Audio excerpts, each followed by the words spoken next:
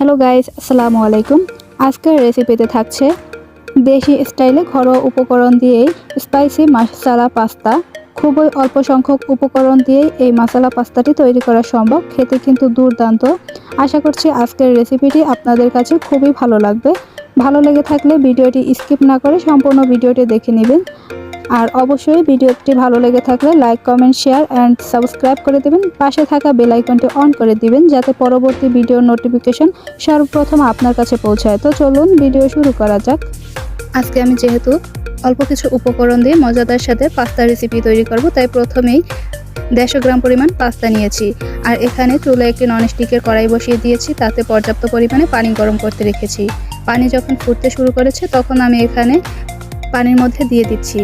কিছুক্ষণ পর্যন্ত সময় নিয়ে এগুলোকে আমি সিদ্ধ করে নিব। আর এগুলো পানির মধ্যে দেওয়ার পরে আমি স্বাদমতো লবণ দিয়ে দিচ্ছি। এতে করে তাড়াতাড়ি সিদ্ধ হয়ে যায় আর পাস্তার মধ্যে ভালোভাবে লবণটা ঢুকে খেতে খুবই দারুণ লাগে। পাস্তা যাতে করে একটার সাথে একটা লেগে না যায় তার জন্য আমি এখানে অল্প একটু পরিমাণে সাদা সয়াবিন তেল দিয়েছি। দেখতে পাচ্ছেন পাস্তাগুলো কীভাবে সিদ্ধ হচ্ছে, পানিগুলোর উপরে ব্লক উঠেছে, তার মানে এগুলো ভালোভাবে সিদ্ধ হচ্ছে। এগুলো আমি 5 মিনিট সময় নিয়ে সিদ্ধ করে নিব।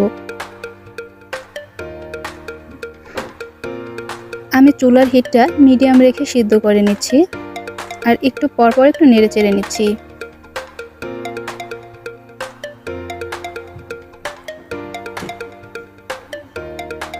সিদ্ধ করে নেওয়া হয়ে গিয়েছে। আপনাদের বোঝার সুবিধার্থে আমি একটু দেখিয়ে দিচ্ছি কতটা পরিমাণ আমি এগুলো সিদ্ধ করে নিয়েছি। দেখতে পাচ্ছেন নরম নরম হয়ে গিয়েছে, তাই পানিগুলো ঝেড়ে আমি উঠিয়ে নিচ্ছি এবং ঠান্ডা করতে রেখেছি। অপরদিকে আমি আরও একটি ননস্টিকের কড়াই বসিয়ে দিয়েছি চুলায়, তাতে আমি 3 থেকে 4 স্পুন পরিমাণে সাদা সয়াবিন তেল অ্যাড করে দিয়েছি। তেল যখন গরম হয়ে গিয়েছে তখন এর মধ্যে আমি একটি ডিম দিয়ে দিচ্ছি আর ডিমটাকে আমি ছোট ছোট করে ভালোভাবে ফেটিয়ে নিচ্ছি এবং ভেজে নিচ্ছি। ডিমটা যদি আগে একটু ভেজে নেওয়া হয় তাহলে পাস্তা খেতে খুবই দারুণ লাগে, তাই আমি কিছুক্ষণ সময় নিয়ে ভালোভাবে ফেটিয়ে ভেজে নিচ্ছি। ভেজে নেওয়া হয়ে গিয়েছে তাই চুলা থেকে উঠিয়ে নিয়েছি। আর ওই একই কড়াইয়ে আমি আবারও পর্যাপ্ত পরিমাণে তেল দিয়েছি। আমি যেহেতু 150 গ্রাম পরিমাণে পাস্তা নিয়েছি তার জন্য এখানে 5 স্পুন পরিমাণে সাদা সয়াবিন তেল অ্যাড করে দিয়েছি। তেলটা যখন গরম হয়ে গিয়েছে তখন এখানে আমি ছোট ছোট করে রসুন কুচি দিয়েছি। এখানে আমি 3 কোয়া পরিমাণে রসুন কুচি দিয়েছি আর রসুনটাকে আমি হালকা একটু ভেজে নিচ্ছি যাতে করে এই রসুনের ঘ্রাণটা না আসে। খুব বেশি ভেজে নেওয়ার প্রয়োজন নেই, হালকা একটু ভেজে নিলেই হবে, অর্থাৎ রসুনটার ঘ্রাণ যাতে দূর হয় সেই পরিমাণে ভেজে নিতে হবে। দেন এর মধ্যে আমি অ্যাড করে দিচ্ছি 1 কাপ পরিমাণে পেঁয়াজ কুচি, 1 কাপ পরিমাণে পেঁয়াজের কলি কুচি। আর এগুলোকে আমি আবারও একটু ভেজে নিচ্ছি। খুব বেশি ভাজবো না, যখন পেঁয়াজটা নরম হয়ে যাবে ততক্ষণ পর্যন্ত আমি ভেজে নিচ্ছি।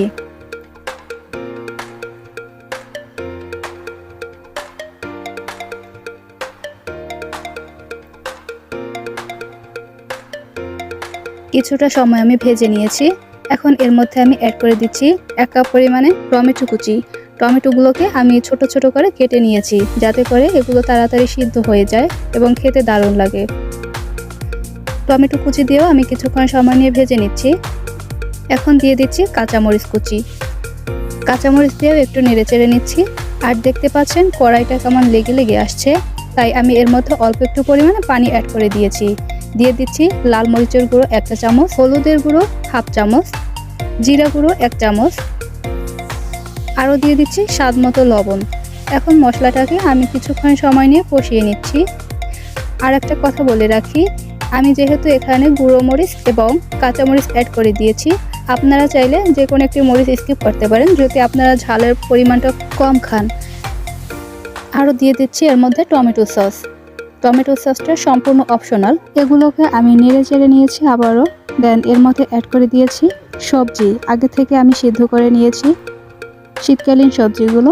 দেন মশলার সাথে কষিয়ে নিয়েছি। যেহেতু এগুলো সিদ্ধ করা সবজি তাই এগুলোকে খুব বেশি কষিয়ে নেওয়ার প্রয়োজন নেই, তাই এখন এর মধ্যে আগে থেকে সিদ্ধ করে রাখা পাস্তাগুলো দিয়ে দিচ্ছি আর সব কিছু উপকরণের সাথে পাস্তাগুলো একত্রিত করে মিশিয়ে নিচ্ছি।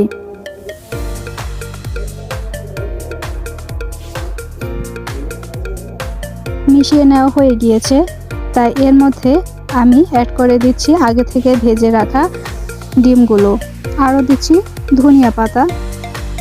আমি অল্প পরিমাণে ধনিয়া পাতা অ্যাড করেছি, আপনারা চাইলে পরিমাণটা বাড়িয়ে দিতে পারেন। ডিমটাকে আমি সব কিছুর সাথে ভালোভাবে মিশিয়ে নিচ্ছি।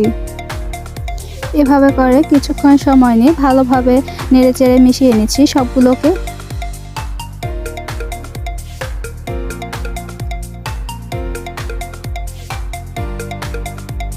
দেন সর্বশেষ অ্যাড করে দিচ্ছি ম্যাজিক নুডলস মশলা।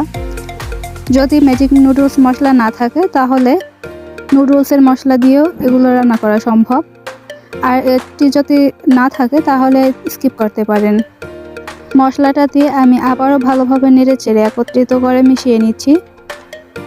কিছুক্ষণ পর্যন্ত মিশিয়ে নিয়ে এগুলোকে এখন চুলা থেকে উঠিয়ে নিচ্ছি। আর এ হচ্ছে পাস্তার ফাইনাল লুক। মাশাআল্লাহ, খুবই সুন্দর কালারফুল হয়েছে, খেতে খুবই দুর্দান্ত। ভেজিটেবল পাস্তা খুবই দারুণ লাগে। অল্প কিছু উপকরণের সাহায্যে অল্প সময়ের মধ্যে ঘরোয়াভাবে এই পাস্তার রেসিপিটি আপনারাও চাইলে রান্না করতে পারেন। আশা করছি আপনাদের কাছেও খুবই ভালো লাগবে।